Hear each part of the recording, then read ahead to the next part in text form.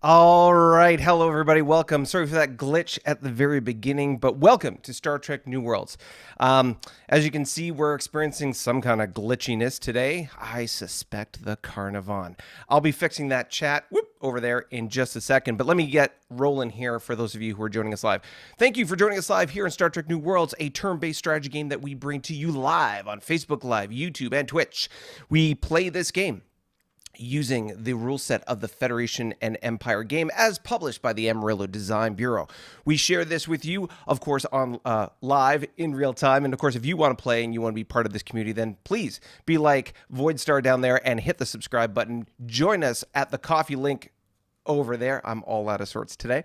Over there, either that coffee link or the QR code just above, and you can donate some sweet caffeinated goodness this way. We currently have two campaigns on the go, the New Worlds campaign, which we are talking about today, and of course, Into the Void, which has started to get some legs and get some momentum up and running, and there is a rumor of a new campaign in the works. But let's talk about New Worlds today, and before I get started, I'm going to fix the chat here. It'll take me just 2 seconds as I figure out what's going on. It's all real-time excitingness happening right now here as we speak. So hopefully with a little glitch and a little back and forth here. And of course now you can't see me. And there we go. The chat is back, ladies and gentlemen. Woohoo! We adapt and we overcome on the fly. Here we go. So before we get started, let's give you a quick walk around the board here. As you can see, there is the QR code up top. There is the coffee link down below. And at the bottom is our progress bar. The goal for today is a total of 2 coffee donations. You can do that in real time, or you can, of course, subscribe on a more monthly or regular donation if you like. But either way, caffeine donations can be made as a one-time only thing if you feel so inclined. Of course, if you like all things Star Trek and turn-based strategy, please feel free to consider joining Voidstar down there and hitting the subscribe button as we work our way towards 500 total subscribers. That unlocks the community tab feature in YouTube that allows us to share more and different kinds of content above and beyond just these live streams and pre-recorded videos. But let's put aside the torturous attempts of the Carnivon to try and sabotage this entertaining broadcast for you. Rather, let's get into the chat right now. Ladies and gentlemen, let's jump into the live. Lord Lawless, are the Carnivons to blame for our stream jankiness too? I suspect so. Hello, Paul. Jim is in the house. Serious technical difficulties, huh? Eugene, did we start over? Do I need to repost? New thumbs up? Yes, feel free, Eugene. Eugene, our local press agent, public affairs officer, you might say, the person who is giving us the goods when it comes to all things exciting. Bill, otherwise known as Captain Adam, Carnivon subversiveness, so true. And of course, Chuck is in the house. Good afternoon, morning, or evening to all my future subjects. Chuck is on the warpath trying to conquer the entire galaxy, but we'll get to that in a momento. Eugene, Khan! I know it's not even close. No one can replicate the true Shatnerian performance of William Shatner, James T. Kirk. George, Forknall, keep pushing forward. George, welcome to the live stream. Dell, light bulb change to red alert. Shields up, ready to go. And of course, new thumbs up, everybody. Yeah, don't be shy. Feel free to hit that thumbs up, tickle the YouTube algorithm in just the right way. And of course, for those of you who are in the community and know folks who might like things Star Trek and, of course, turn-based strategy, tell 2 friends. Don't be shy. Let's share the good news about the community that we're building here and, of course, the players like you. But without further ado, let's get to the excitingness of the galactic news. Let me just pull up the script, and away we go. A new sheriff in town? A juggernaut fleet has destroyed an Orion base in JJ-24. Perhaps they are showing their goodwill by cleaning up the criminal element. Surely we can support the soulless machines of destruction that are tough on crime. Cat meets world. A Lyran survey expedition has discovered the Kazinti world of Airn. Airn? Airn. The planet is in an early industrial phase of development. Surely their friendship can be won over by showing them the advanced technology of the Lyrans. For example, a laser pointer, a dagger in the dark. An assassination attempt against the ISC Chancellor resulted in a sector-wide manhunt. All traffic in and out of the sector was suspended for several months while the cell of traitors was tracked down and brought to justice. The trial will be broadcast across the galaxy to show ISC justice in action. Spock, paper, scissors, lizard rock. It seems many navigational errors are happening across the galaxy of late. This time, a Tholian exploration squadron wandered across the Gorn neutral zone. A brief clash between the living rocks and the dinosaurs took place in Sector Romeo 34. Secondhand reports have the Tholians fleeing the Gorn fleet and promising not to wander across the border again. Riemann retreat?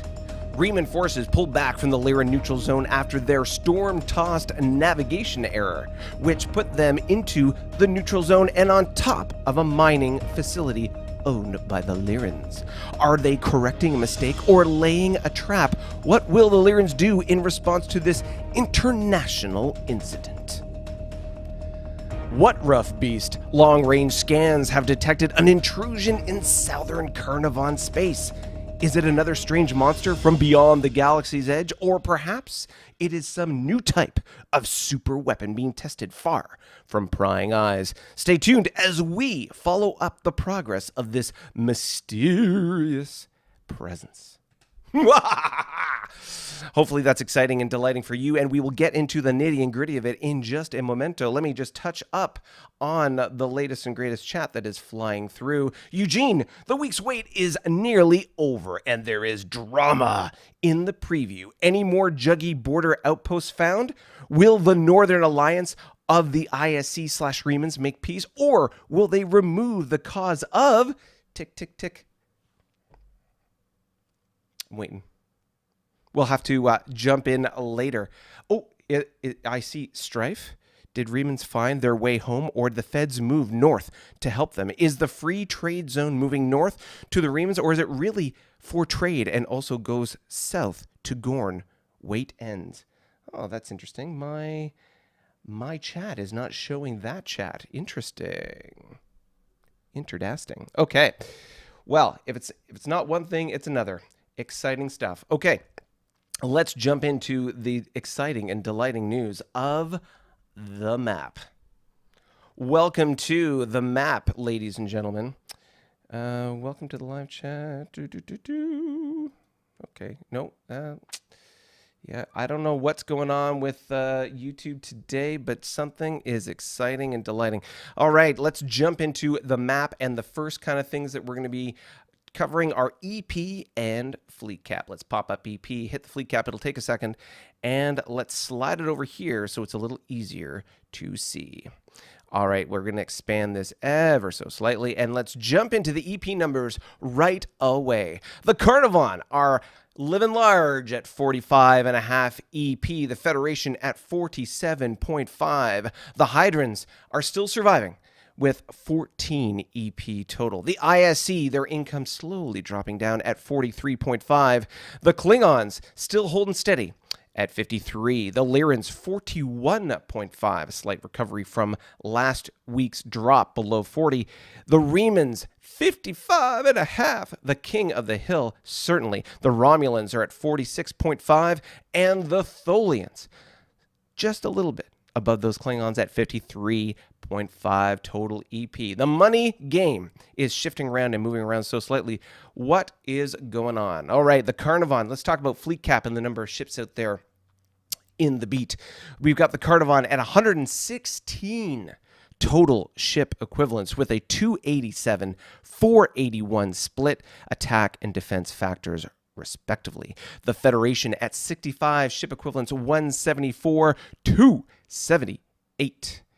Oh, interesting. The Gorn at 60, still holding steady. 129 attack, 250 defense. The Hydrants still holding on to their 63 ships with a 149 attack, 253 defense. The ISC still bringing it large with 98, just under that 100 ship count, with 306 total attack factors and 433 defense.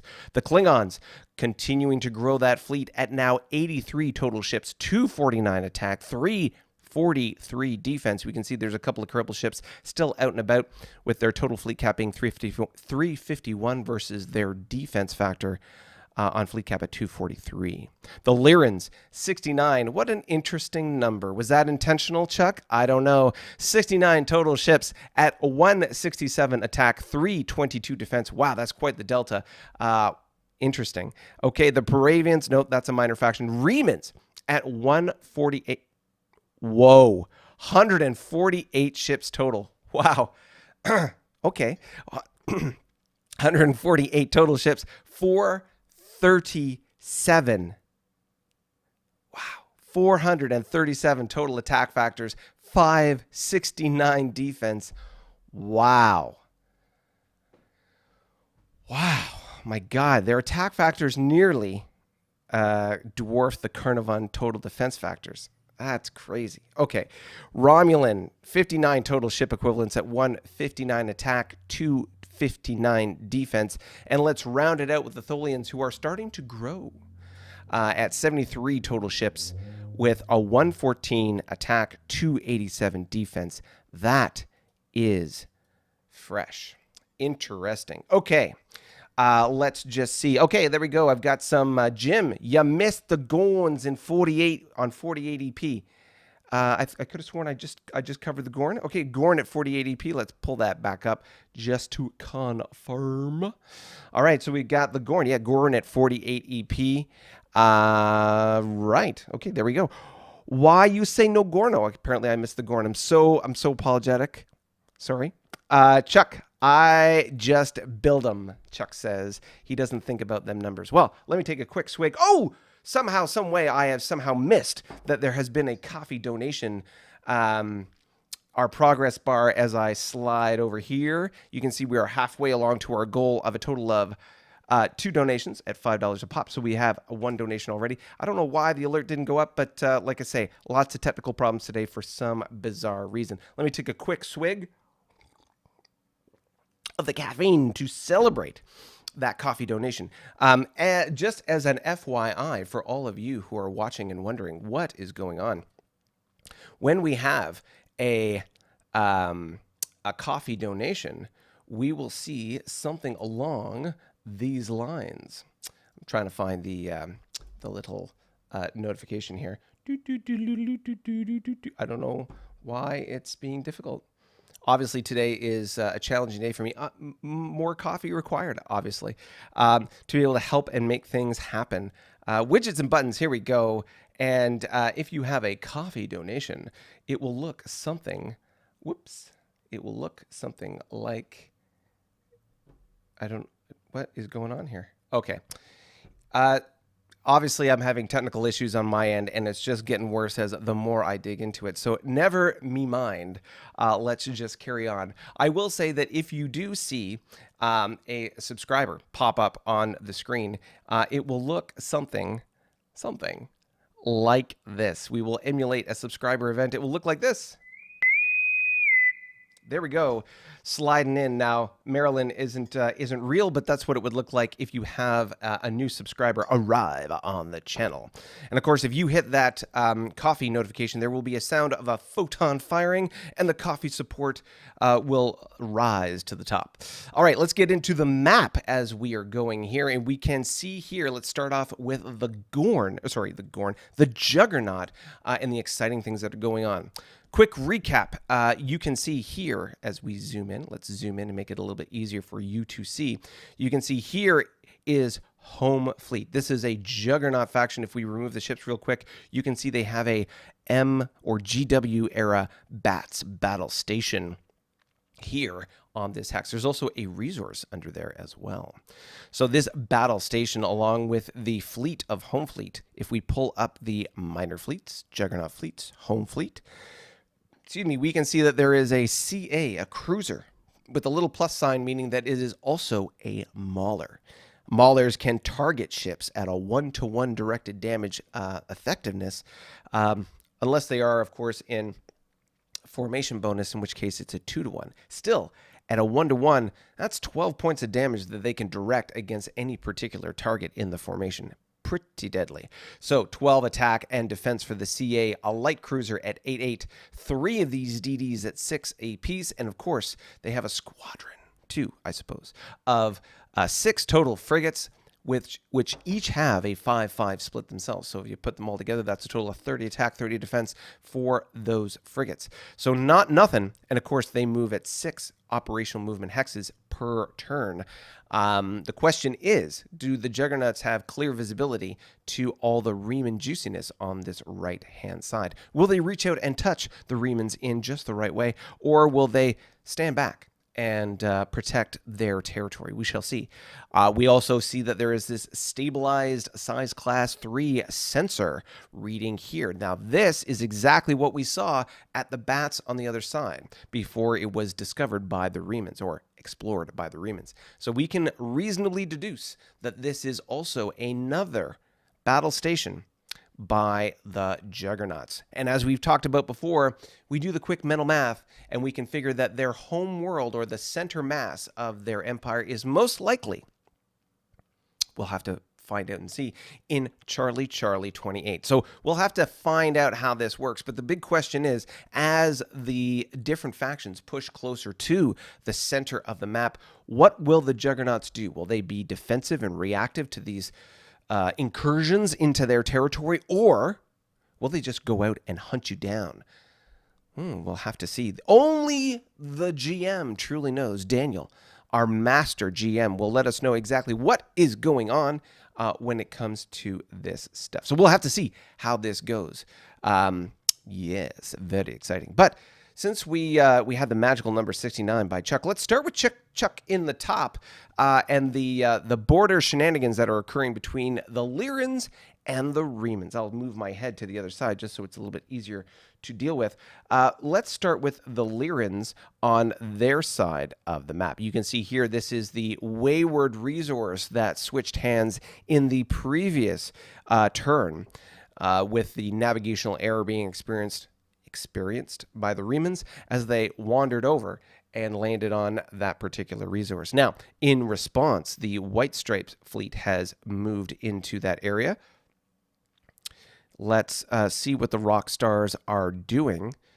Oh, goodness gracious. Look at this. Okay, I'll leave that there. Oh, this is quite... All right, let's move this up here. This is... wow. Okay. Let's stack all the frigates together. Put the DDs there. My goodness. Pardon me as I try. As you know, I see most of these as you see them, and try and sort things out as we go. So I will have to, yeah, hopefully that's a little bit better and easier to see. Okay, so we've got the CL. We'll probably want to put the CC there, but either way, we got a YCL, a YCC, 2 YCLs. There we go. Geez, my OCD is kicking in here.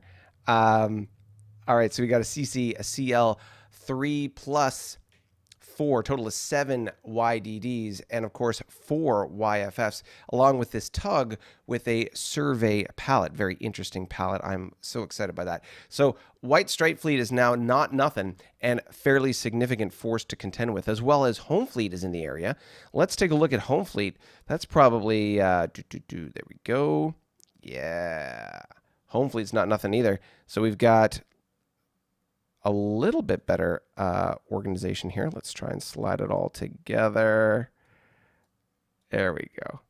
Okay, so we've got 3 YCCs, a W-era CA, 2 YCLs, and then 3 plus 3, yeah, 6 total DDs and 2 FFs here. So between these two fleets, that's more than enough to be able to balance, shall we say, the bulk of what's happening over here on the Riemann side. Not to mention they've got a stack of various things that they're building in the homeworld, although no fleets there. So that's very interesting to note. On I'll be curious to see what Chuck does in this regard. I'll obviously take back that resource, but will the Remans and the Lyrans make nice and shake hands, or pause as the case may be, and make nice? For those of you who don't already pick up what we're putting down, the Lyrans are basically space mountain lions, or space mountain lions. Hence the kitty cat references. So hopefully the catnip and the laser pointers won't drive them too insane as the Remans torture them, so to speak, from the dark. But they will jump on that resource and make things go well. All right. What else we got? Let's take a look down in the bottom corner. We've got this constant exploration fleet activity going down here. So we've got the small freighter, a small exploration freighter, plus this one here that's discovered this colony. So what's interesting about this colony, you can see the U. The U indicates that it is unfriendly. So there are 5 different categories of attitude. There's the H plus and F. Those are both positive. So they start at being indifferent, you move up to being friendly, and then you are H plus or happy. On the other side of that spectrum, you start off as indifferent, you move to being unhappy, and then you move to H minus, which is hostile. So you can see that already this particular colony is on the back end of happiness, so to speak, and but they don't have any military units. They don't have a fleet. They don't have a base. They're really not a threat. So if I'm the Lyrans, why not just take it? Move a warship in there. It could be the YSR. It could be anything with a attack factor, and you can just take the colony. And that's probably the easiest way to go with that. After all, kitty cats unite. What else we got here? We got, so exploration is continuing to push down, and we can see sort of like an interesting ride in the line when it comes to the Federation, which we'll get to in a second. And then what else do we got? Let's take away the ships real quick. No other base construction that I can see. But we've got Bloodstar and Farstar sort of on the far side here. And then, of course, Hidden Dagger. Let's take a look. Bloodstar. Where are you here? Farstars? No. Farstar's fleet. So Farstar's fleet, which is the fleet on top of the wormhole and the YDK, as we can see, it's nothing exciting. We've got 2 destroyers, 2 frigates, nothing too much. We've got Bloodstar. I wonder what Bloodstar is. Bloodstar. Bloodclaw. Bloodfang. Always, there we go. Doom, Bloodstar fleet. Always excited to try and find the fleet sometimes in Vassal. And of course, we got a handful of a trifecta of destroyers. So nothing too threatening in this area around this wormhole. I have a feeling it's all in Hidden Dagger fleet, which ironically, I will probably have fun finding. Hidden Dagger fleet here, we've got the Heavy Dreadnought, the YCC Command Cruiser, the CA Cruiser, Light Cruiser, and then of course 4 destroyers, 3 frigates, and a prime team making their way towards the Reman front. Fair to say, with the Remans kind of pushing the boundaries, the Lyrans are taking a reasonable precautionary step, moving in that general direction. So it will be very interesting to see how this kind of goes forward. And of course, because of the violation of their territory, their sovereignty, the Lyrans are at war status for at least 4 turns as they try and ramp things up and get ready to take on the potential threat of the Remans as they walk across, or at least on the line. Very interesting. Okay. Why don't we just keep rolling down and check out what's going on with our good friends, the Federation? Okay, let's start in the bottom corner. We'll work our way up to the top and then back down. So we can see that the Feds are doing what they do so well with those cruisers and prime teams. They are pushing towards the center. Something happened to the Exeter. You can see that it's a crippled ship, which means it's probably not going to be able to explore anything rationally, reasonably. So it's going to have to go back and get repaired. But 10th Fleet, 9th, 8th, the Coral Sea, and the Saratoga are all in operation in the area. Of course, we've got Midway back here sort of minding the shop when it comes to the planet that the Kzinti planet that they recently pounded into submission. So we'll have to see how they rotate around and manage that piece. But The Federation doing very well with their Prime Team plus Cruiser combo and moving steadily towards the center of the map. As we scroll up the side here, you can see along the border, no big changes when it comes to base construction. In fact, I'll take away the ships real quick, and we can see no major base construction being undertaken by the Federation. As we move up to the top, we can see a YCOM going back and forth, and of course, Newton here, the intellectual tug, fighting the forces of gravity at the mouth of the wormhole. Yeah, I know these terrible jokes are really bad. But we've got Second Fleet here. Second Fleet is, as we pull it up, 5. I feel like this is a change. So the Lexington was, I believe, a CA and has been upgraded to a YCC. So that's kind of interesting. Other than that, no big changes. We got 5 frigates, 2 cruisers, and a YCC. For the Federation, that doesn't change the attack or defense factors, merely the command factor for that fleet. So the YCC can control 9 ships versus the YCA only 8.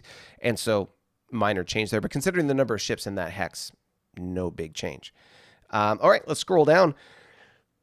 Excuse me, we can see that the Kzinti faction in Foxtrot 16 is now Happy Plus, still working our way towards, trying to bring them into the fold, so to speak. Now, Daniel, our GM, has shared with us that there's only about a 15% chance for Happy Plus planets to be able to be brought in, so to speak, into the fold. It's a very difficult process, numerically, mathematically, based on the tables and things that we have. You can sort of sweeten the pot and make it easier for you to do so with various things from diplomats, donations of cash, gifts, if you will, to the non-player faction. But nonetheless, the Federation has had terrible luck when it comes to bringing these factions into the fold. So I expect this will be a conversation that'll be carrying on for quite some time.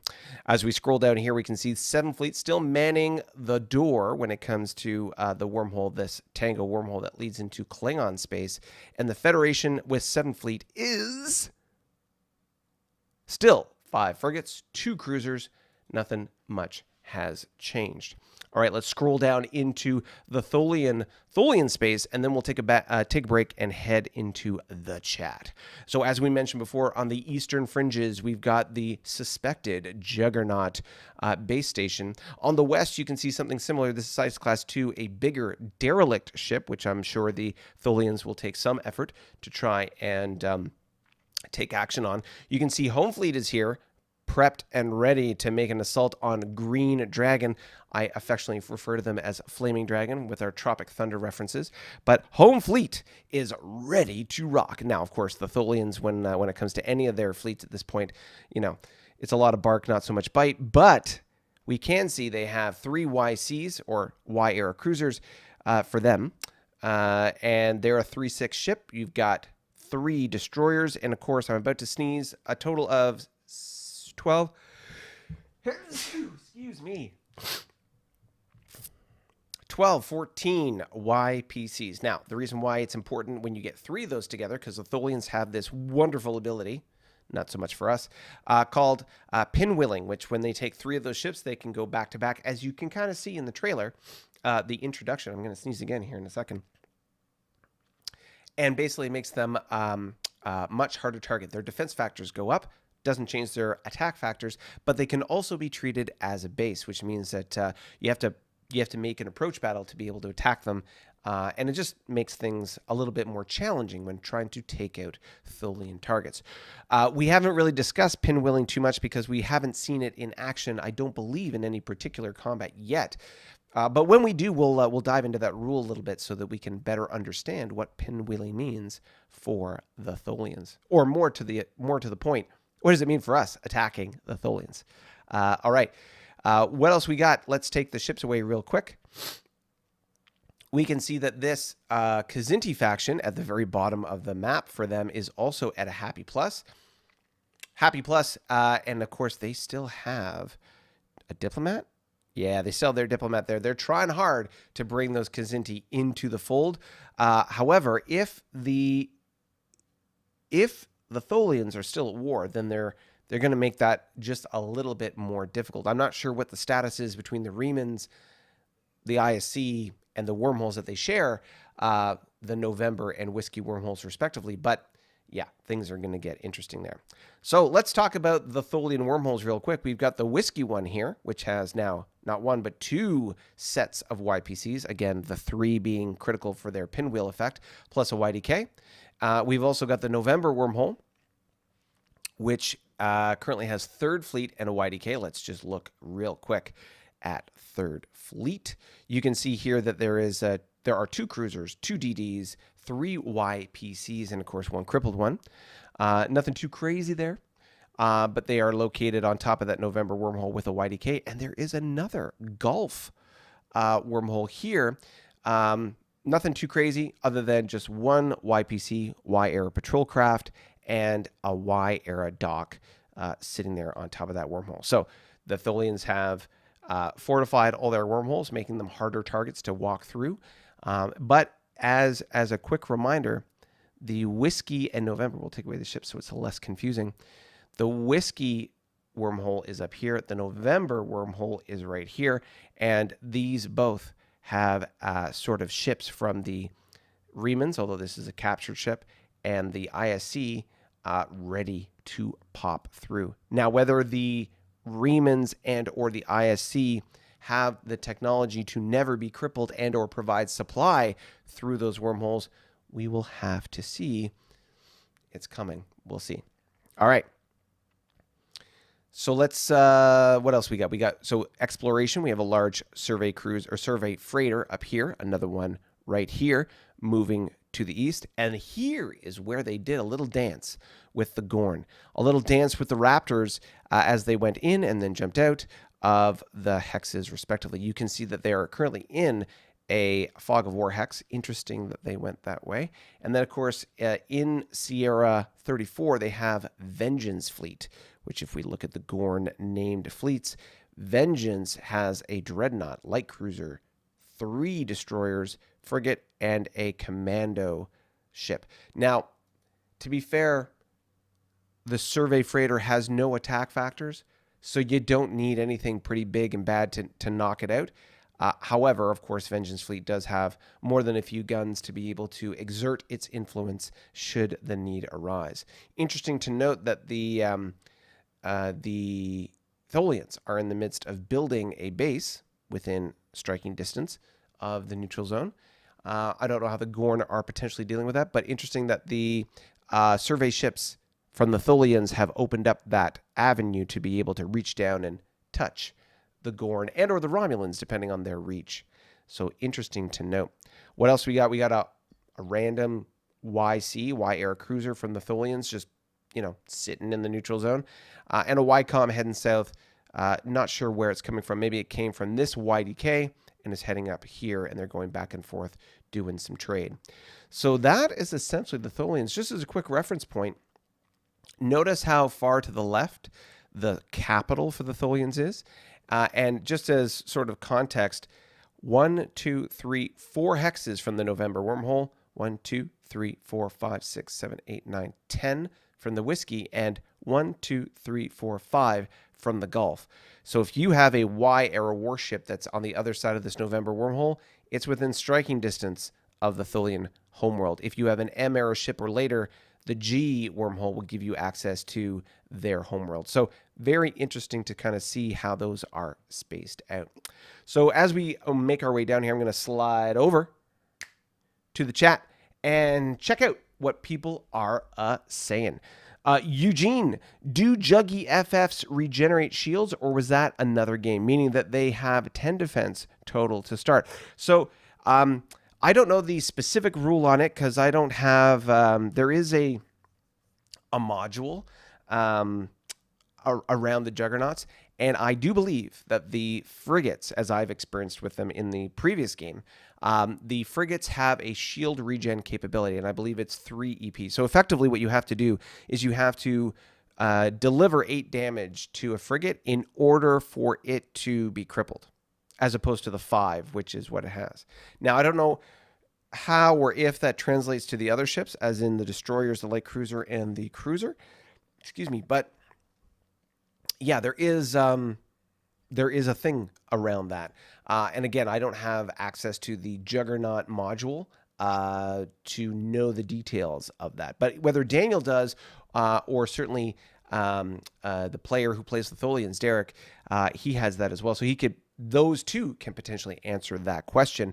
Something that can be, of course, explored in greater depth in our Discord channel. If you are interested in having a more in-depth rules discussion, having a chit-chat with our GMs, and or just exploring the various aspects of the game when it comes to Federation and Empire, then you can join our Discord and participate in that. If you're looking for the way to do that, then head over to that coffee link there, and you can see the coffee and Discord link, or sorry, should I say tier to our coffee support that allows you to be able to get access to our Discord channel. Of course, if Patreon is more your style, there is a Patreon link in the description below. You can check that out as well if need be.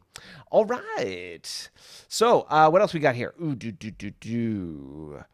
Check under the tug in the BB row, Chuck says. We will have to go back and check that out. Jim, Juggernaut frigates have a 3-point regenerating shield. There we go, as I was discussing. Chuck, meh, the 4-turn kick is enough. Oh, for his war economy. That's good. Iron Web, oh God, can't speak. Iron Web had a pinwheel when I attacked it. Ooh, interesting. All right. So we'll have to talk about pinwheel and how it works as we go forward. So that'll be an interesting thing to chitter chat about. All right, let's slide back into the map, and we're going to go check out this Bravo tug that... So I see the tug. Oh, that's in Romeo. Let's look at Bravo. I don't see a tug in Bravo. Double B. Okay, double Bravo. Okay, double Bravo. Oh, enemy blood. Look at that. There's a little fleet hiding under there. Oh, that's under my coffee thing. There we go. So we can see that there. Let's take a look at enemy blood. Sneaky. Lyran, enemy blood. Boom. All right, so this just an extra added little ingredient to the mix. We've got what looks like a 2 YCAs, a CL, a DD, and an FF. So just more to add to the mix when it comes to the White Stripes, Home Fleet, and of course enemy blood. These 3 fleets in the area. Seems like they're more than enough to be able to balance out the remans, but we will have to see. All right, scrolling down to the Gorn, the folks in white and red are dinosaurs of the modern era. Let's take a look. So we've got exploration. Let's just take away the ships real quick so we can see. All right, so we've got exploration happening here in the upper end of the FTZ. You can, of course, we mentioned Vengeance Fleet and so on. We've got a tug sitting here. Interesting that they're not building a base just yet, but then potentially there's no need as supplies being provided by these 2 bases in Quebec 37 and 35 respectively. All right, interesting, very interesting.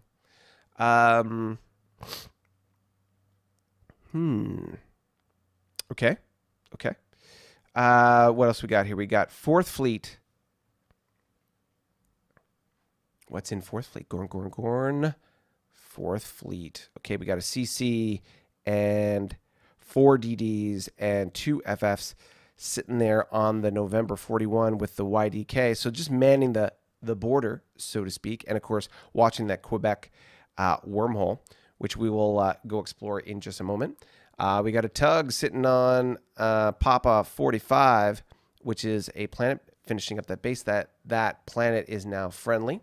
And of course, the diplomat with the YCL has made its way to the bird brains over at Glory, and hopefully is starting to initiate the diplomatic chitter chatter to get them slowly but surely into the Gorn fold.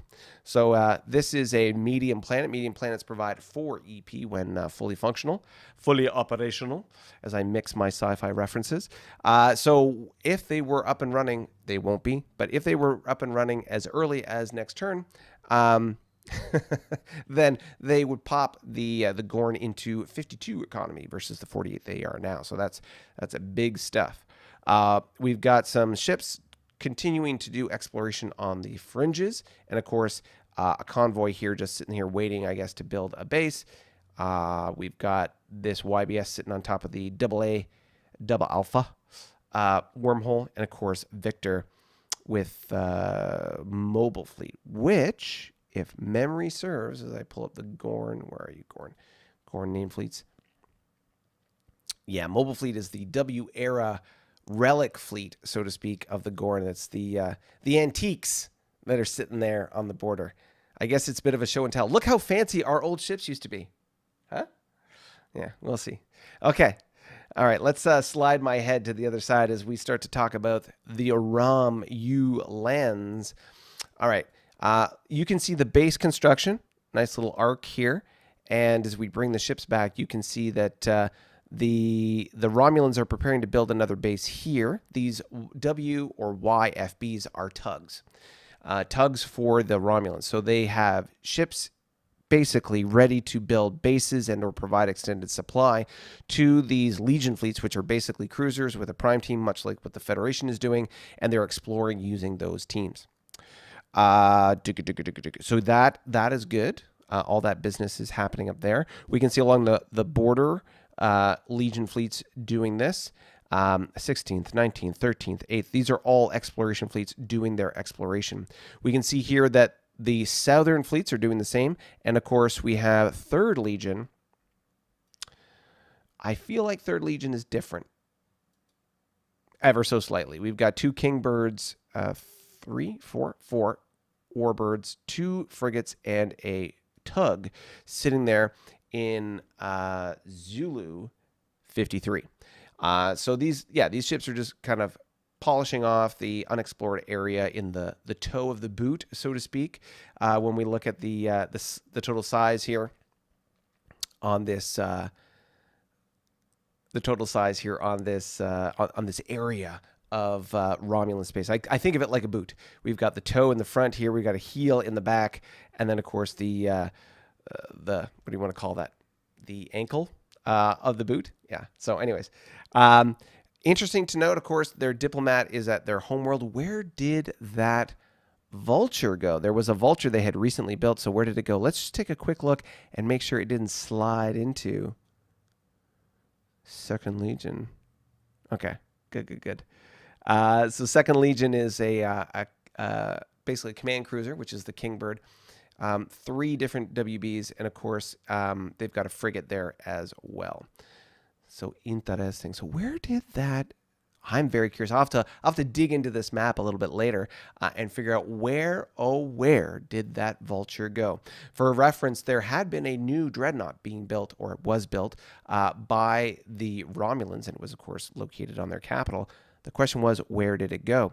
Currently, we have 1st Legion, which is where their first dreadnought is or was located. As you can see here, a Vulture Y-era dreadnought, which is 7-8 split, pretty good ship.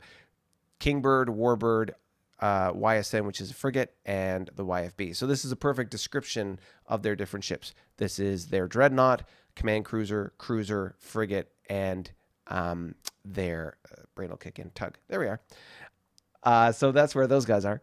And so, yeah, where did their mysterious dreadnought go? One interesting thing about dreadnoughts, when you put a prime team on a dreadnought, they are almost as good, or basically as good, as a survey cruiser in exploring. Because of the size of their ship, they get a bonus, and as well with the prime team +1, they are as good as a survey ship all by itself. So that's pretty good as far as exploration goes. So if you want to use dreadnoughts for exploration, that is a trick, a way to gamify the exploration mechanics in this game that has been done in the past.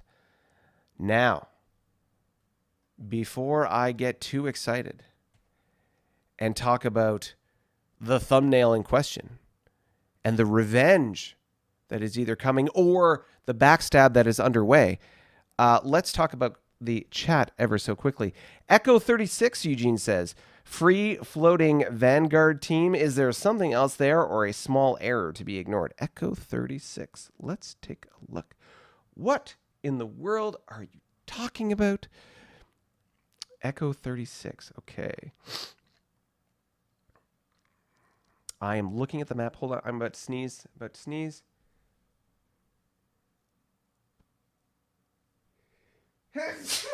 Excuse me. My goodness. All right. So I'm looking at Echo 36. Let's bring the map back real quick. So I can see Echo 36 here.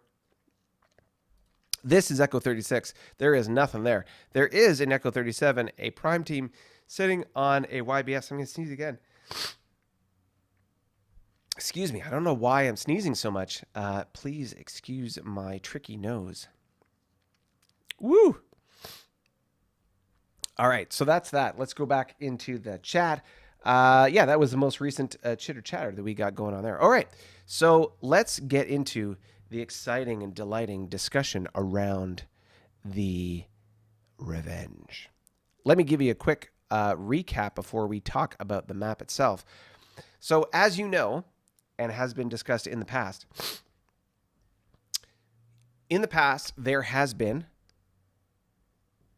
there was a war between the Klingons and the Romulans. And in that war, the Klingons, this player here, made the tragic stereotypical error of moving all his resources over to that side. I moved all my stuff to the west side of the map, the Romulan border. So I moved everything over to the Romulan border, and as I was fighting that war, the Carnivons on my east border, excuse me, my nose is still quite tickly, on the east border, they were on the east border, and there was nothing on the east border, and the Carnivons decided to jump me, backstab me, take advantage of the situation. And they, in the process, they took out a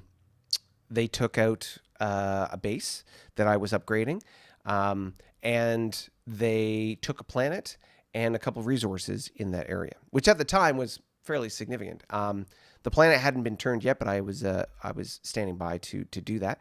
Excuse me, my nose is still quite itchy. Actually, give me 2 seconds. I'm going to go blow my nose because it's quite it's bothering me quite a bit here. Stand by. 2 seconds.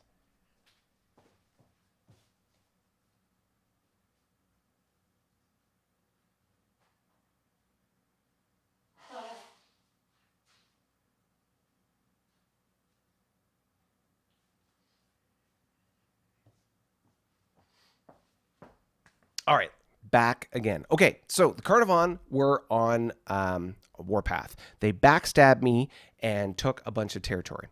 And after that occurred, they could have gone further. They could have gone and done a lot more damage. But what I did is I swore that that would never happen again.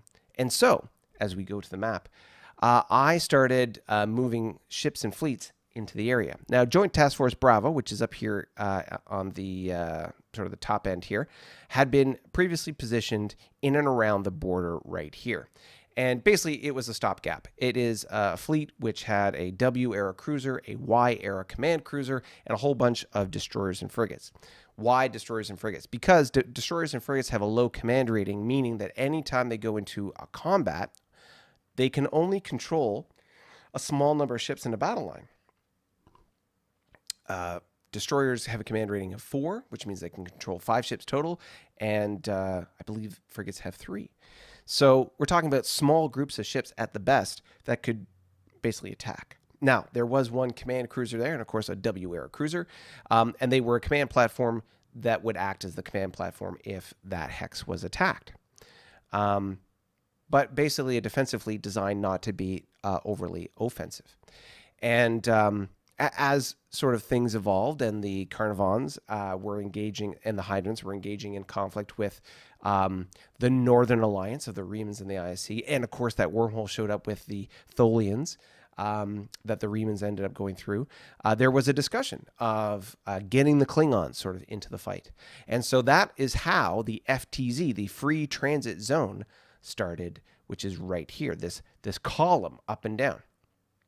The intention behind the FTZ was a funnel, a highway, you might say, of getting Klingon ships up and into that area. And so that's exactly what happened. I committed and told the sort of the Hydrants and the Carnivons that I would build bases to be able to support going up the FTZ, and that's exactly what's going on. If I remove the ships, you can see that I've got 2 bases there moving our way up. And of course, you can see the Carnivons are in the midst of upgrading one of their bases as well. So moving that stuff up, and Joint Task Force Bravo had been moving up that way as a fleet to be able not only to defend the stuff that I was building, but also it's the initial sort of volley into that neck of the woods. Now, on the bottom right here, you'll notice a bunch of business. So we've got East Fleet, which if we look at East Fleet real quick, where's East Fleet?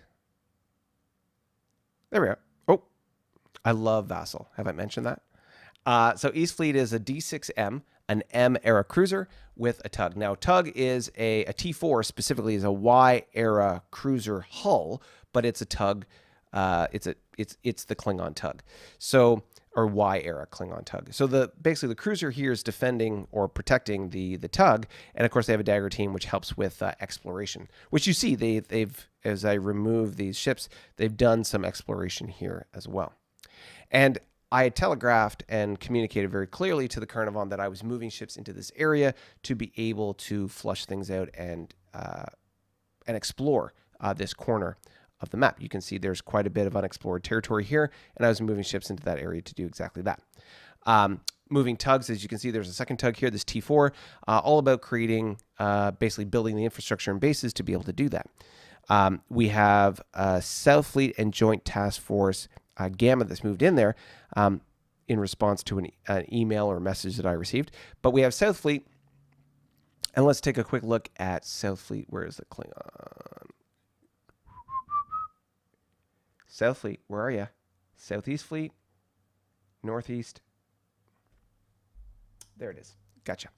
All right, so you can see in South Fleet, we've got something very similar to what we experienced with JTF Bravo. We've got 2 cruisers, not a command cruiser, and we have a total of 6, 12, 13. Total of 13, lucky number 13, E4Ms. Now, E4Ms are a overpowered frigate, basically. And they're a ship that the Klingons can build that have 4 attack and 3 defense, respectively. Now, they don't last long in a fight. In fact, they suck in a fight, if I can be fair to say. But they bring a lot of offensive firepower. So the first round or 2, depending on how many you have, they can provide a sort of upfront volley of offensive firepower. But when they're crippled, and I'll show you this, they go down to a 2. And They move quickly in the sense of they've got M-era movement, but they're not a very robust platform. Compare that to the F4, by example. Let's look at, ladies and gentlemen, a new donation. We have reached our goal for the stream. We have a total of $10 donation. Thank you very much for helping us get to the goal. Let's take a big swig of the caffeine.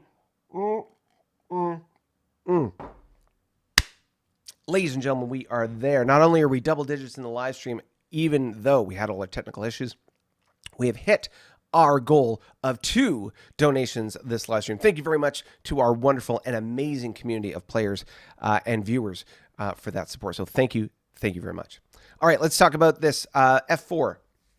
So I'm going to show you a little different thing in Vassal. Let's look at ships, and we'll look at the Klingons. Klingon Y-era ships, and I'm going to show you, these are all the different Y-era ships you can sort of purchase and buy. Here we've got the F4. The F4 is a 3 attack, 4 defense ship. Now, why is that important? Well, when you cripple this bad boy, it goes to a 2, just like the E4M. The difference is that it's a 4 defense, 3 attack. So it's basically the reverse of the E4M. It lasts longer in a fight, and it brings just a little bit less offensive firepower. Now, you might think, oh, the better firepower is the way to go. Not so much. My experience has been that the bigger defense factors allow you to stay in the fight longer, and it's basically a war of attrition. The bigger and better your defense factors, the longer you can fight, you can last in a fight. Now, obviously, it's a balance between attack and defense, but it just depends on what you're trying to accomplish in that particular combat. So, as this is a war game, which do you think is better, Tony? I think I've made my point. I prefer the defense factors. Obviously, you want good attack factors too, but if it's a choice between the 4-3 or the 3-4, I'll choose the 3-4 because it lets you last longer in a fight. And especially when we look at the effect of battle intensity ratings in combat, the difference is negligible. So if you're having a question about what the hell are you talking about, Tony, when you talk about battle intensity ratings, if you look at a tutorial playlist and you check out the combat tutorial, there I talk about battle intensity ratings. I even show you the table on how it all works if in F&E. So go check that out. So let's get back to the ships in this fleet. I know we're sort of diving in deep here, but I want to fully sort of, for those who like this stuff, dive into the details around what's going on here. So we talked about South Fleet being basically 13 E4Ms and 2 cruisers. The total attack and defense factor of that fleet is less than the Joint Task Force Bravo. Now, if we look else, we've also got Joint Task Force Gamma, which has been pointing out many times. Don't ignore, like we don't talk about Bruno. Don't ignore Joint Task Force Gamma. Well, looky there. We've got our F4s. So those are 10 total F4s with a tug. Now you can see that's a tug. So we've got a total of 3 tugs in the area. Again, aligning behind the intent around building infrastructure, because that's what we said we were going to do. We got F4s in the area to help defend or be that bulwark. Again, those are destroyers, so they don't have a high high command rating. But as you can see, they're a little bit more robust in a fight. They're the chaff or the flak that takes all the damage while you're having that fight. So very much a defensive fleet. Now, a lot of noise has been made about the ships that are in this area by a certain tentacle-oriented player in the game. Fair. This particular player is very attentive to fleet movements in areas of his interest. The Carnivon player has also noticed this shift in movement and has sent me a little note. Let's look in the stories. So you can find this if you are on our Discord channel. We have a story narrative channel where you can follow along with the role play and the various things that occur. Let's take a look at what the Carnivons have sent as a message to the Klingons. To the commander of Imperial Klingon fleets, East Fleet, South Fleet, Blue Fleet, and Joint Task Force Gamma, which are all those fleets in the area. From Admiral Bloodwolf, commander of Coyote Band 1 Fleet, which is, as you will notice, right across the border, People's Navy, military governor of the Western Zone. I hope this missive finds you well. We note with interest that you are exploring the neutral zone between our nations without prior notification, unfortunately. This is impolite in our view, as we discussed zone exploration with you when we did it. We are not saying you can't explore there, but the lines of communication are open. Hopefully, this was an administrative mistake. We also note that you have been exploring East Fleet, including one of your most advanced units, and a tug. And it is backed up by 24 other vessels in 3 fleets, with another 9 of your new technology vessels. This was in the last turn, or at least that based that information on the last turn. I see. Now, I am a simple predator, but this seems excessive for peaceful exploration. I can appreciate that we live in a dangerous universe, so caution may be warranted. If you are exploring, you seem to be approaching this in a, let's call it, a careful manner. This is a message to tell you that we have noted your movement and are redeploying Coyote Band 1 to be available to help you if you get lost. A further fleet element, Ruby Fleet, will also be available to assist if needed. Relations between our polities have been good for many years now, and it is my fervent hope that this situation continues. I have informed the People's Navy High Command and my government of this situation. I am certain they will discuss it with your ambassador. Yours in solidarity, Admiral Blood Wolf. Now, of course, I'm a little suspicious. The thing that's hilarious to me is, of course, as I mentioned before, I can't trust the Carnivon as far as I can throw them. Now, interesting combination of events. Okay, of course, we've got the ships that we were just discussing, those fleets sort of in this area. And then we got Coyote Band 1 sitting here. Let's just look at what's in Coyote Band 1. So, first of all, Coyote Band 1 has a dreadnought. Now, why is that important, Tony? Dreadnoughts have a command factor of 10, meaning they can control a total of 11 ships in a formation. So they have a dreadnought with a prime team, 2 cruisers, a drone bombardment cruiser, a YCL, a drone bombardment destroyer, and a total of 7 frigates.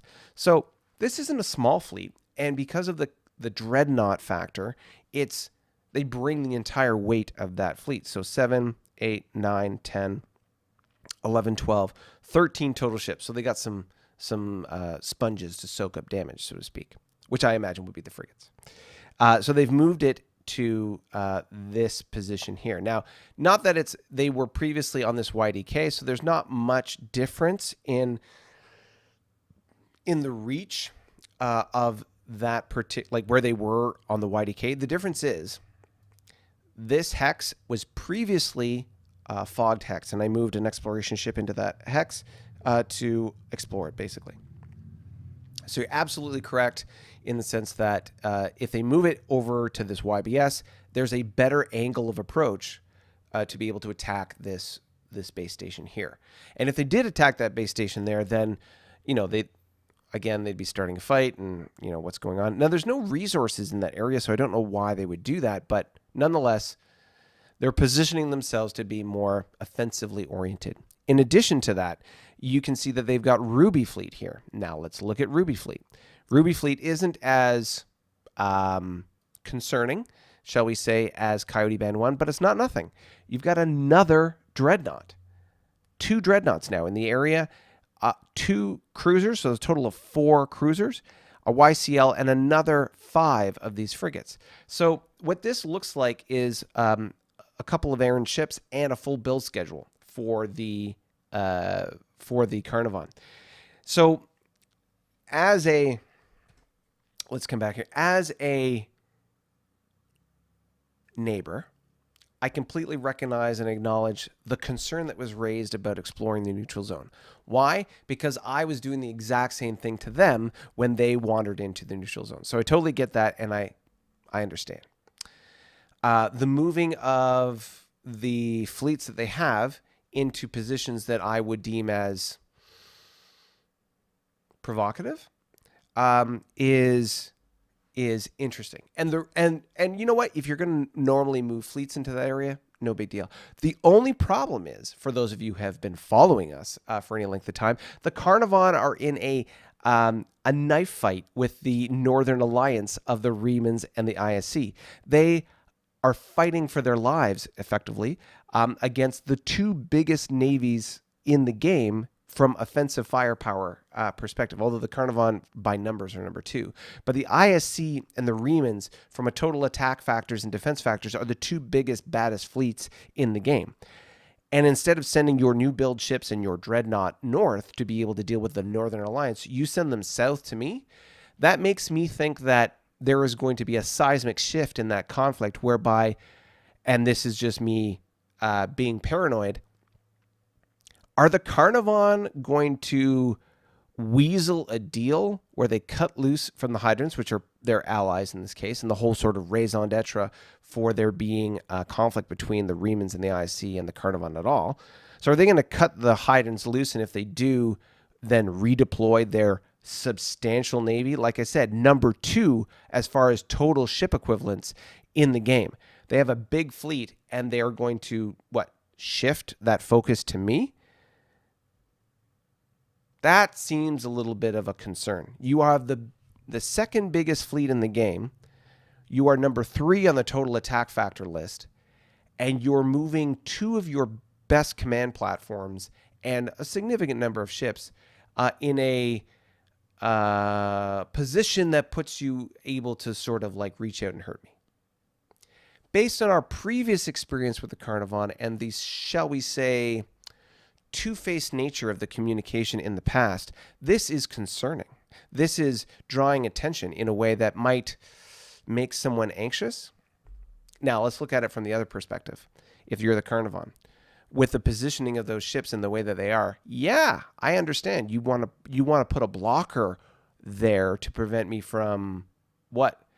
I guess this. So if I've got M ships, what could I do? From here, I could go 1, 2, 3, 4, 5, 6. I can't reach your capital in 1 turn. I guess I could do it in 2 turns. No different than if I had Y ships there. 1, 2, 3, 4, let's say. Let's say I was positioned in this Whiskey 41 hex. 1, 2, 3, 4, or 3 hexes to your homeworld. So whether I'm in Whiskey 41, Whiskey 40, whatever, I can, in 2 moves, whether it's Y ships or M ships, hit your capital.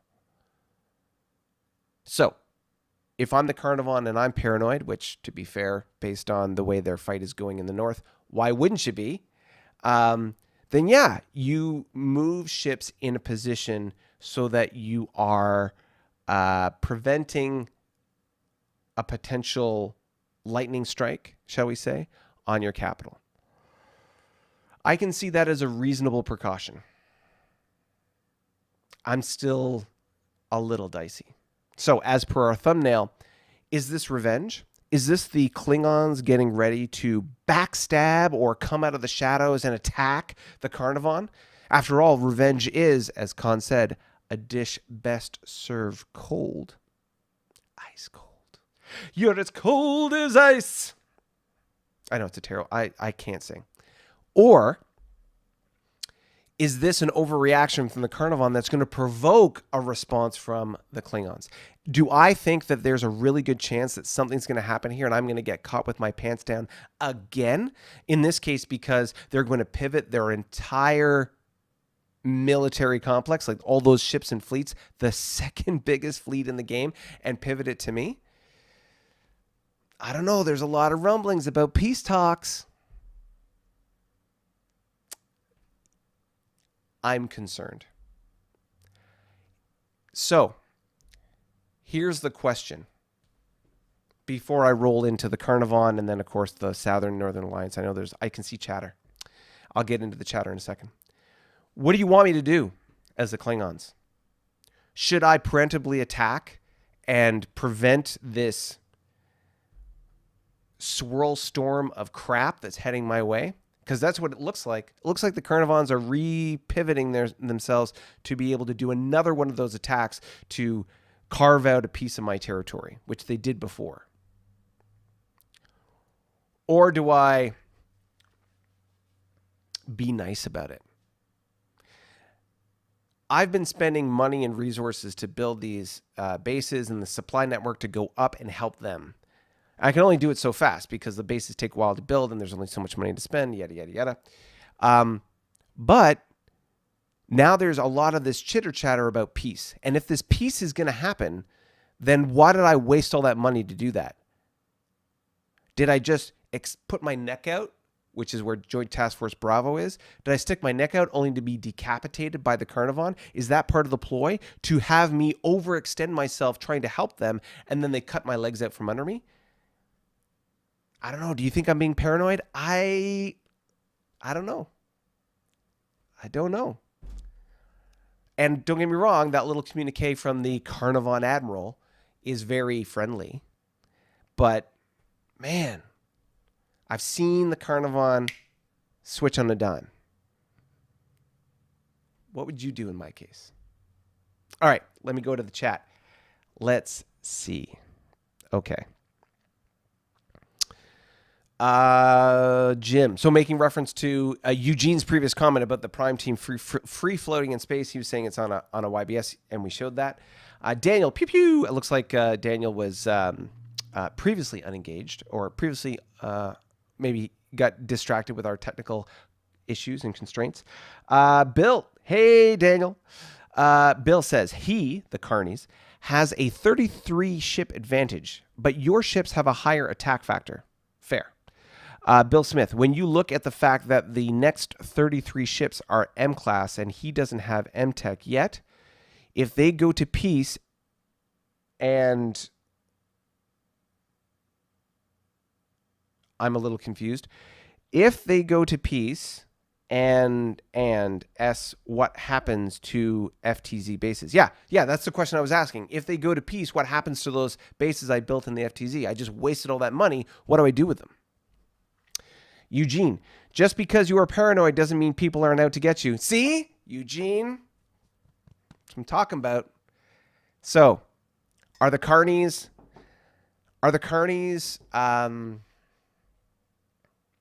It feels like I'm being set up, or that the setup is there.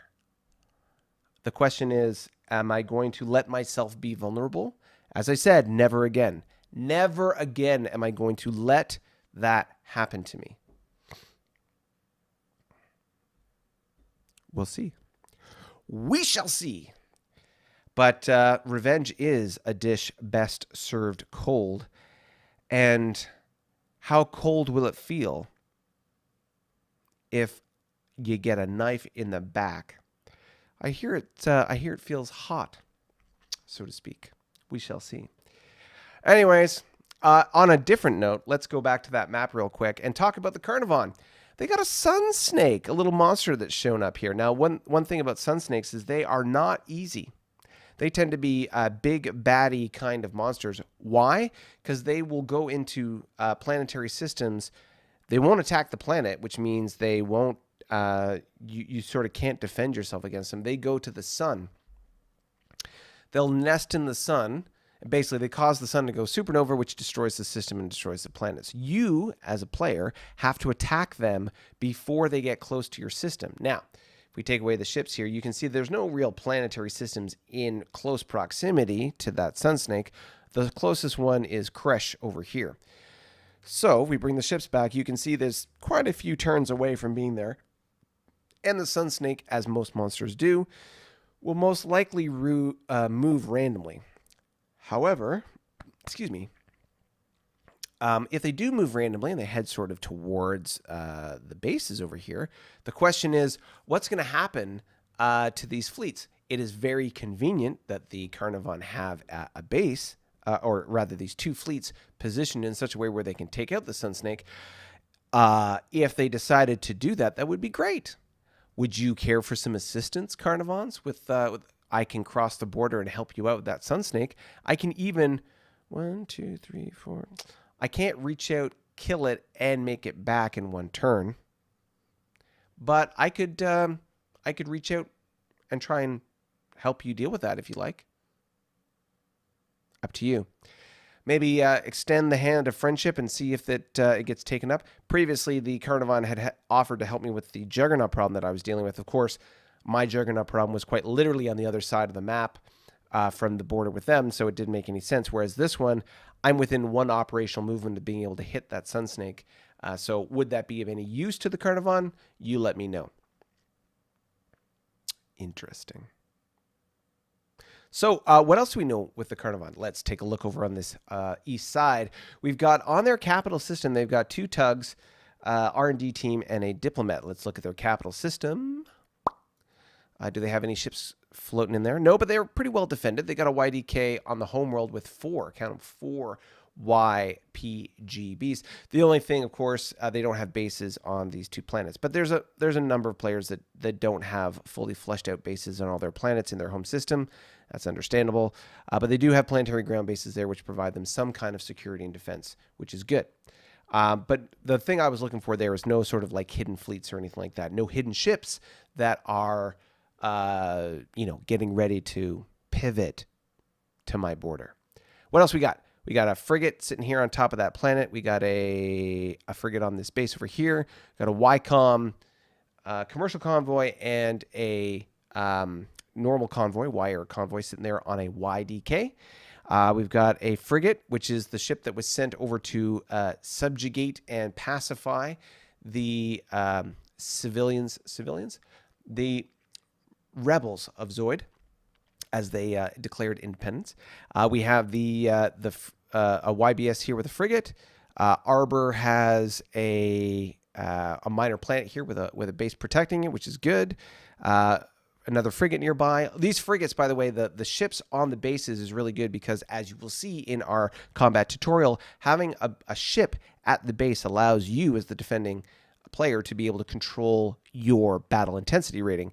Without a ship there to contribute to your the base, then you don't control the battle intensity rating, and the attacking player gets to decide what the burr is for you as the defender and they as the attacker. So they could go max, and for example, oftentimes with bases and defending, you kind of want to go minimum burr and really leverage the advantage of your EW. But of course, if you've got no ships there to set the tone or set the pace for the defense, then away you go. What else we got here? We got this is the base in the FTZ that's being upgraded to a YDK. And it's got a frigate and a tug there. Tug obviously doing the upgrade, and the frigate, I guess, is escort.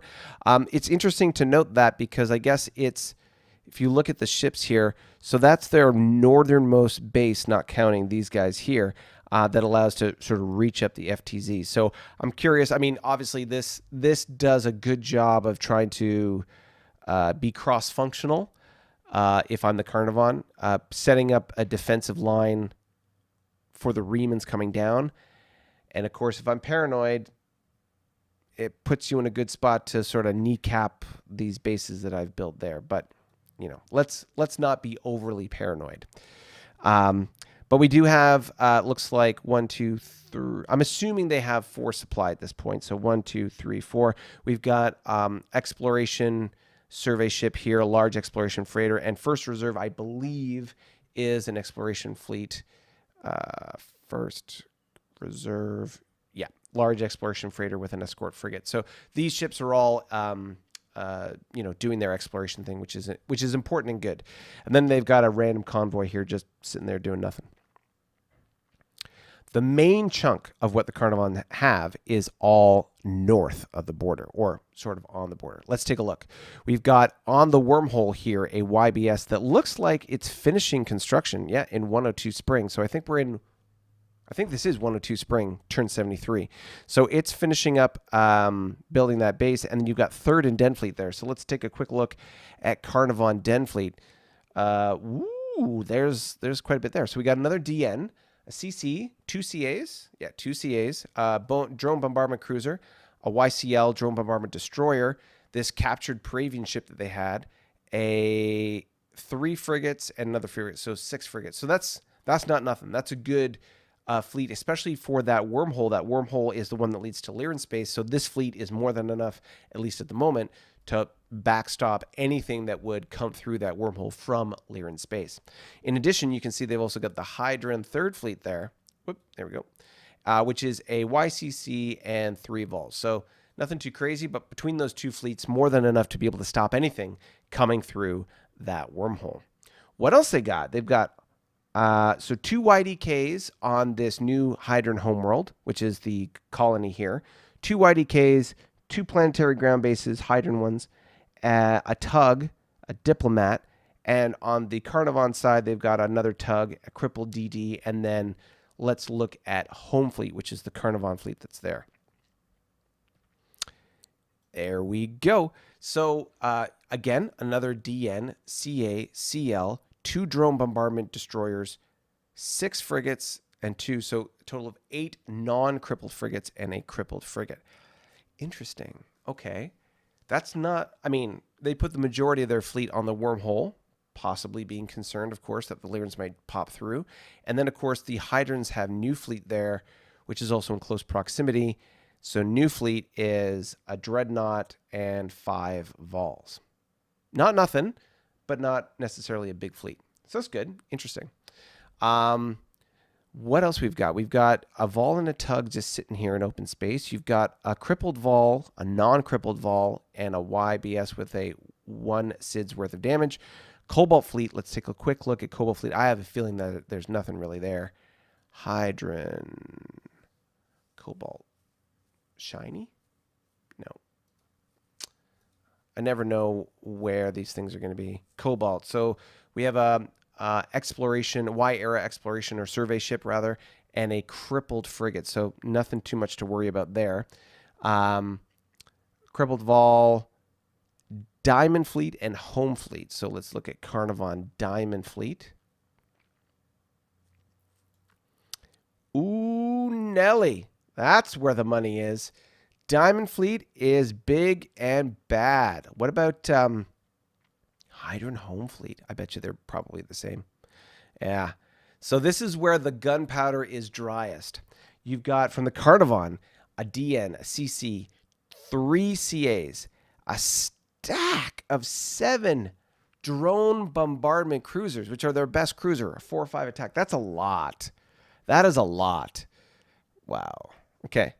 9 frigates, a couple crippled ships, a destroyer, and a YCL. So that's, and then they're captured WCA from the Lyrans. So this is not insignificant. You know, this is good. This is a pretty significant fleet. And they're sitting on a base.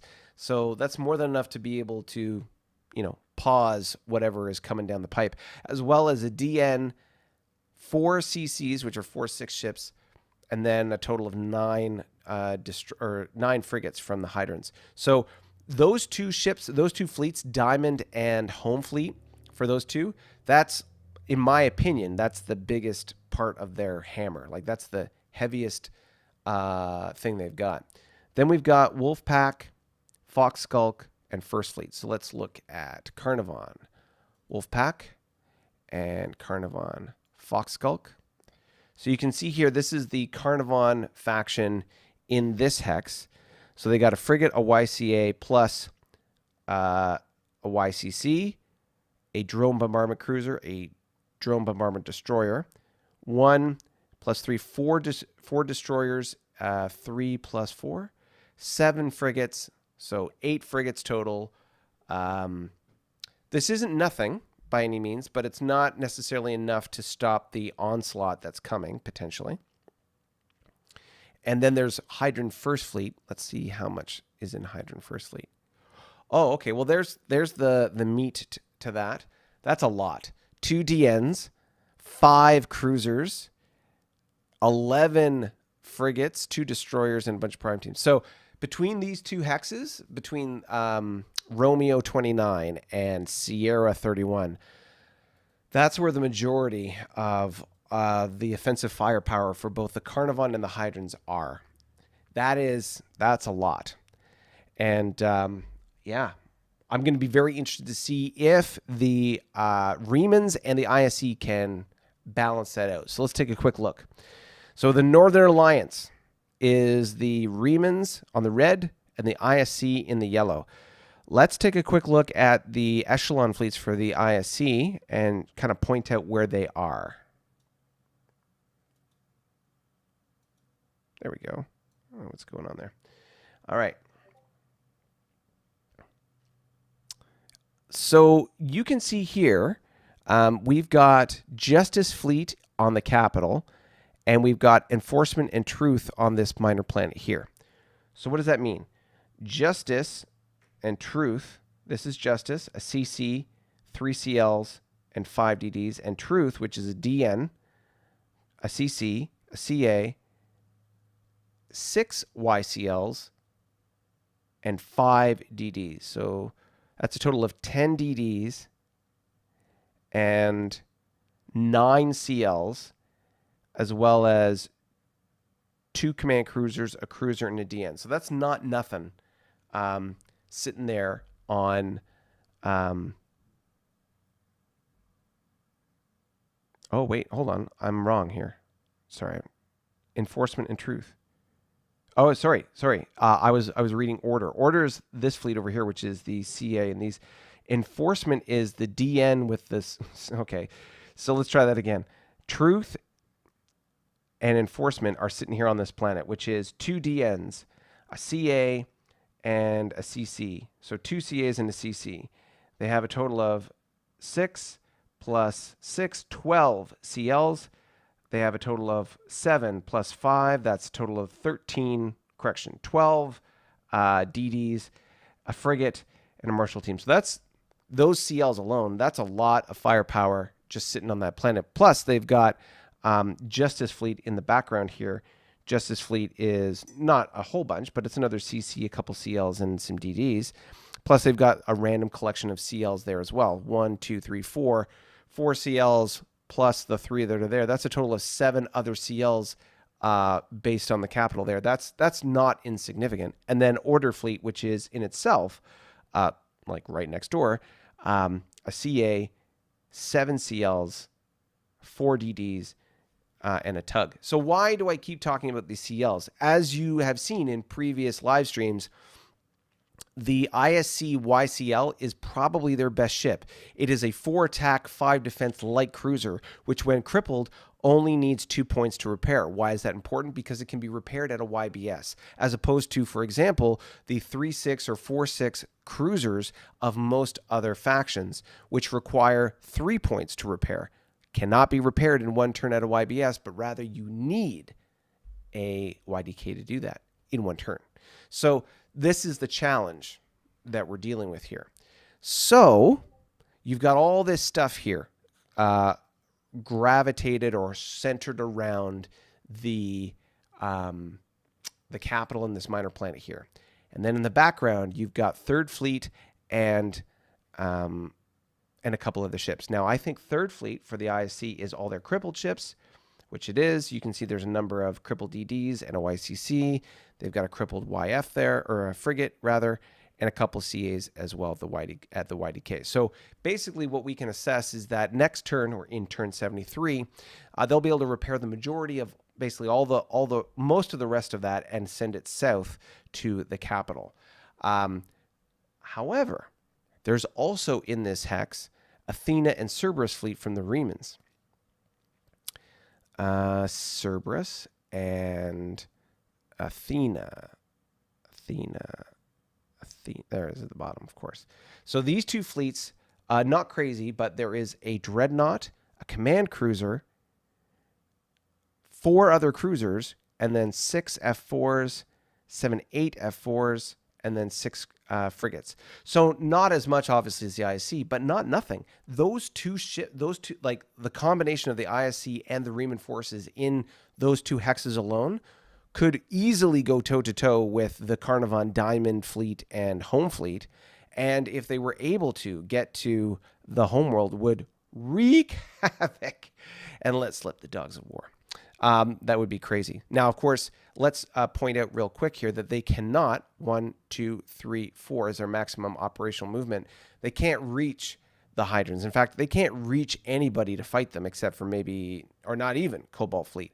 1, 2, 3, 4. So Order Fleet is the only ISC fleet that could actually engage a Hydron or Carnivon fleet at this point.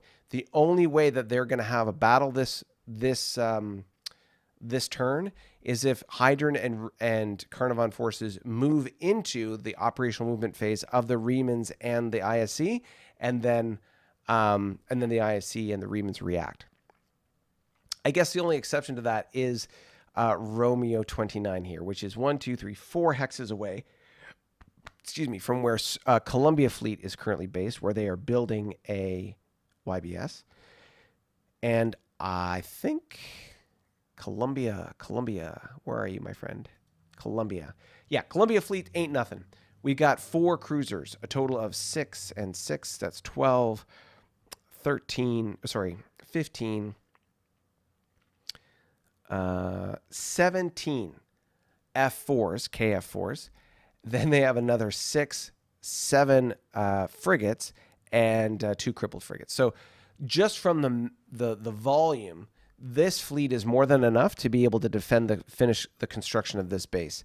Even if this fleet decided to reach out and try and pound sand here when it came to Quebec 26, they'll cripple a bunch of ships for sure, but they won't be able. It is very unlikely that they'll be able to take it. Maybe the rolls go their way. I don't know, but based on the pure attack and defense factor of these two fleets, it would be tough. It would be tough.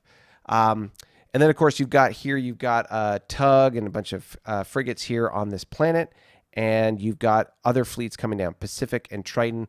As we sort of talked about before, there's this sort of pattern of build rate where you have like a cruiser, 3 destroyers, and 3 frigates that are basically coming down from the Riemann capital, and that's their build cycles coming down to reinforce the ships in this area. So you can see that that's going on. Let's take away the ships real quick. You can see they're finishing up this base. They're upgrading this to a YDK, really sort of backfilling their infrastructure to be able to facilitate a real fight that they're having.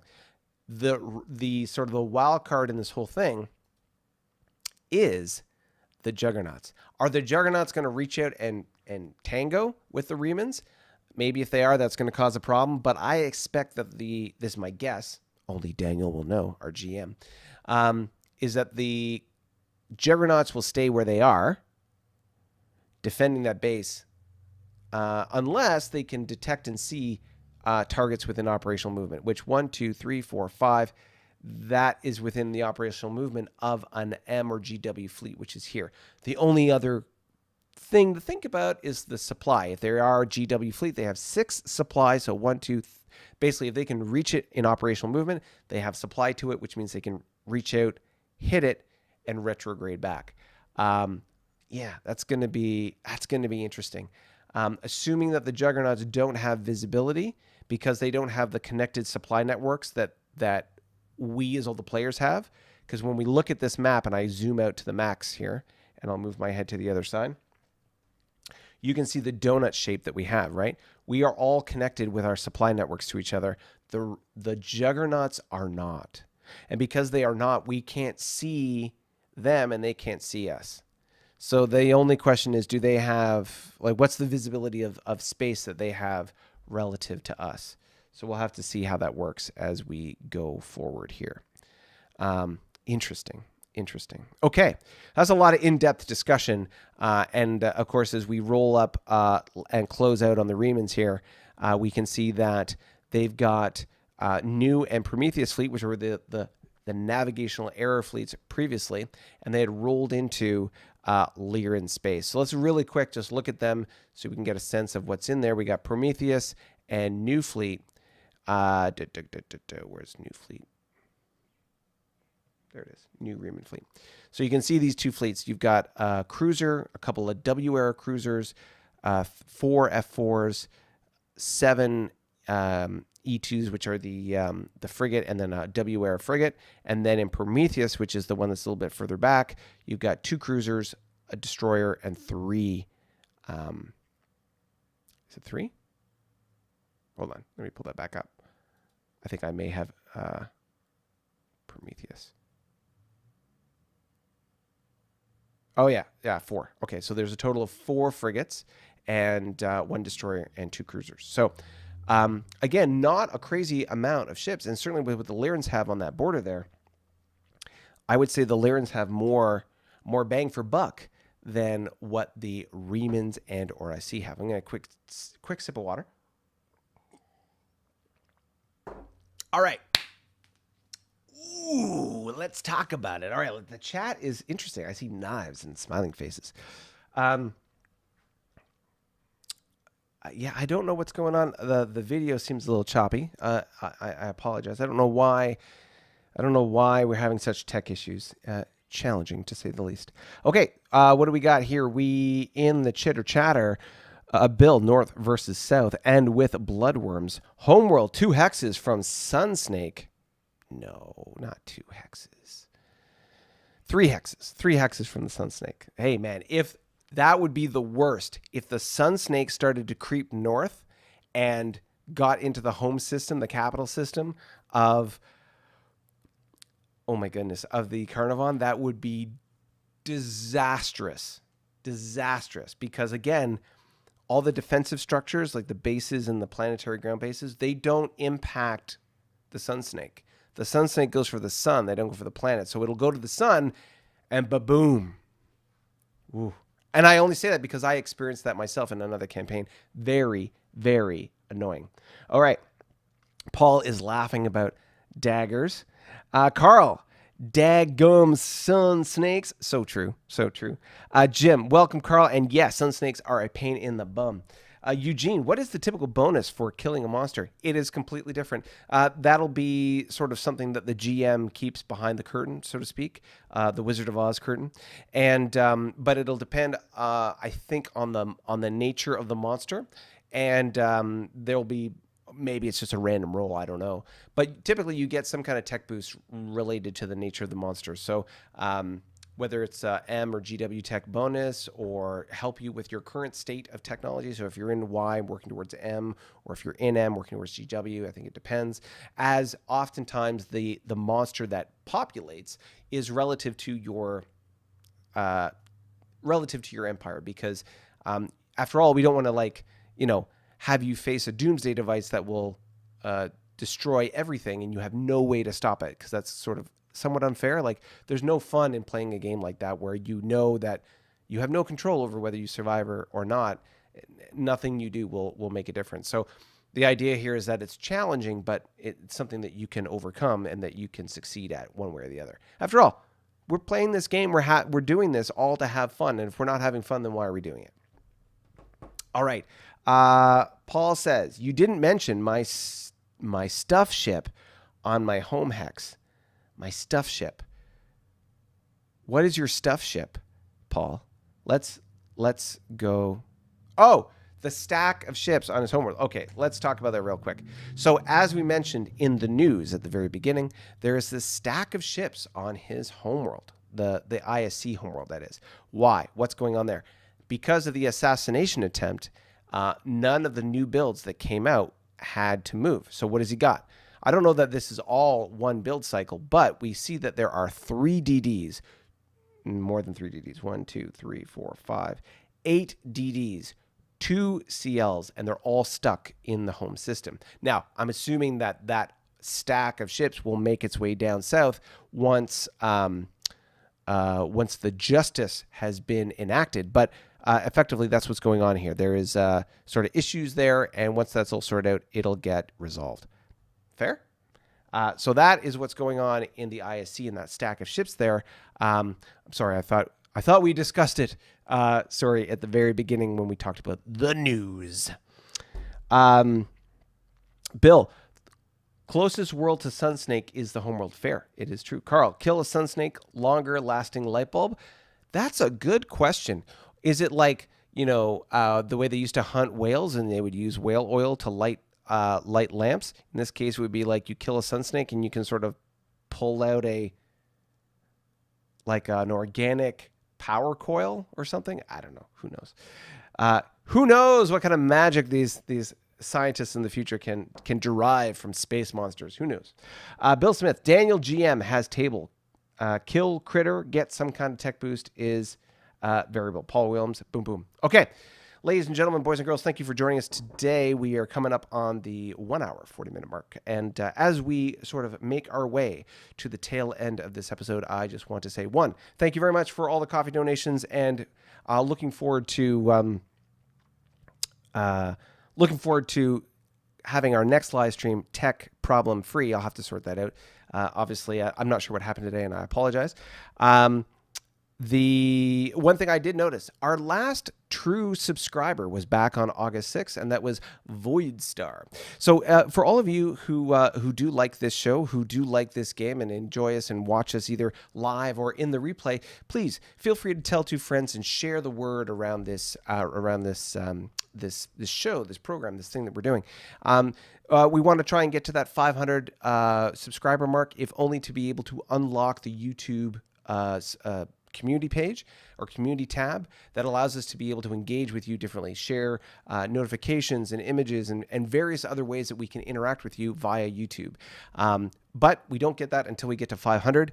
And of course, we are now at 250 256 on the subscriber count, with our last subscriber as long ago as August 6th. And of course, it is the 20th today. So please tell 2 friends. Let's pick up the momentum to be able to just get a trickle of subscribers coming in, if only to be able to get us closer to that goal of 500, hopefully by the end of this year. That's our goal. So any way that you can help or share, spread the word, then please, thank you very much in advance. And lastly, looking forward to exciting stuff as we get close to the start of the school year for our kids, and the sort of the end of the hot weather, and so on. And hopefully for my allergies, the end of my seasonal allergies, so I won't be sneezing anymore on camera. Knock on wood. We'll see how that goes. But looking forward to seeing all the exciting stuff that's coming our way when it comes to the combat, the conflict. Will the Lyrans decide to actually cross the border and pick a fight with the Remans? They may actually have the advantage. Will the Federation continue their slow pace of expansion towards the center? Will the Tholians pick a fight with the Juggernauts and by consequence get pounded? Will the Gorn pick a fight with the Tholians? After all, they keep doing this dance around the border. Will the Romulans come out of the shadows and actually pick a fight with somebody? Hopefully not the Klingons. Speaking of the Klingons, will the Klingons and the Carnivon go to fisticuffs?